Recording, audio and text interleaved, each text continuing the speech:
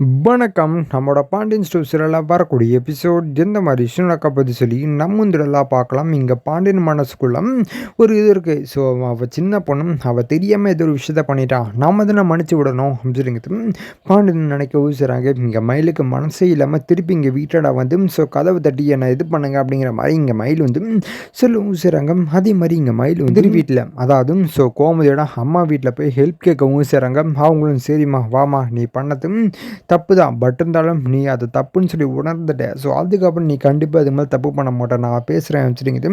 இங்கே அப்பத்தாவும் அது இல்லாமல் மயிலை எல்லாருமே கூட்டிகிட்டு இங்கே வீட்டாண்டா வரவும் செய்கிறாங்க.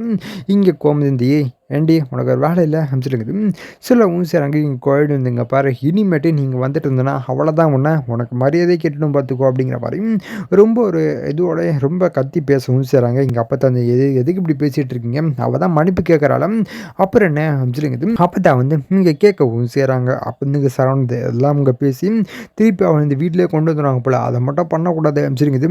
இங்கே சரவணன் வந்து ரொம்ப கோவத்தொழியும். ஸோ வெளியில் வந்து இங்கே பாரு, இனிமேட்டு இவங்க வரக்கூடாது, இவன் வந்தா அப்படின்னா கண்டிப்பாக நான் செத்துருவேன் அமைச்சிருக்குது. சரவணன் வந்து இங்கே பேசவும் செய்கிறாங்க. இங்கே பாண்டியனோட அது இவன் இப்படிலாம் பேசிகிட்டு இருக்கான், நம்ம போனால் போட்டோம் அவனை மன்னிச்சு விடலாம் அப்படிங்கிற மாதிரி நினச்சிட்டு இருந்தா, இவன் இப்படி பேசிகிட்டு இருக்கானே என்ன பண்ணுறதுன்னு தெரியலையே அமைச்சிருக்குது. பாண்டியன் இங்கே யோசிக்கவும் செய்கிறாங்க. குழந்தை பார்த்தல என் தம்பி என்ன சொல்கிறான்னு கேட்டல, போ கிளம்பி வச்சுருங்குது. கோயிலேருந்து இங்கே மயில போக சொல்லிட்டு எல்லாருமே உள்ளே போய்ட்டு கதவை சாத்தவும் செய்கிறாங்க. அதுக்கப்புறம் எந்த மாதிரி விஷயம் நடக்க போகுது சொல்லி நான் அடுத்த உங்களுக்கு அப்டேட் பண்ணுறேன். ஸோ அது வரைக்கும் நம்ம சேனல் சப்ஸ்கிரைப் பண்ணி பக்கத்தில் பெல் ஐக்கன் வச்சுக்கோங்க. நன்றி, வணக்கம்.